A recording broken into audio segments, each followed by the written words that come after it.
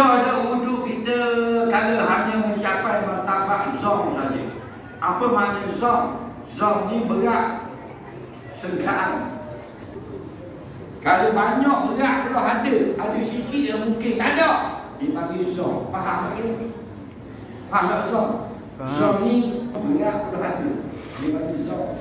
Berat kalau tak ada, dipanggil faham. Sama berat, ada yang tak ada pasti lagi. Artinya siap. Tengok. Faham lagi? Jadi dalam masalah fiqh taharah tidak wajib yakin. Dia sekurang wajib adalah zon saja. Tetapi kalau yakin lebih baik. Dalam masalah akidah tak boleh zon sesat. Wajib yakin. Mesti yakin Allah itu ada, Allah itu esa, Allah itu qudrat, Allah itu ada, Allah itu hayyun, Allah itu alim. Wajib dengan ilmu yakin, tak boleh zon. Tapi dalam fiqh tak apa zon. Zon ni berat sengkaan. Kita dah ambil wudu dah, semayang dari bila lapang isya, mari dalam hati. Tak perlu ada lagi. Maka boleh ambil wudu dan tidak wajib.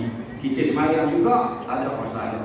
Kita mandi junub, kita basuh merah, zon saja. Kita banyak dubur, basuh merah. Bila licin tu merasa di tangan, tanda nanti ada lagi. Bila rasa kasar di tangan, maknanya nanti sudah hilang. Takat tu cukup. Zawadi ambil aku sulung, suruh bini sulung, atau selfie, postor gambar, beratur-beratur. Ya, Yusuf dia panggil. Yuridullah yusra, Allah nak mudah-mudah ya. Tapi jangan ada rasa. Jadi berat pula suci dah. Mandi dulu itu juga. Berat pula rata dah. Sah kita naik semayang.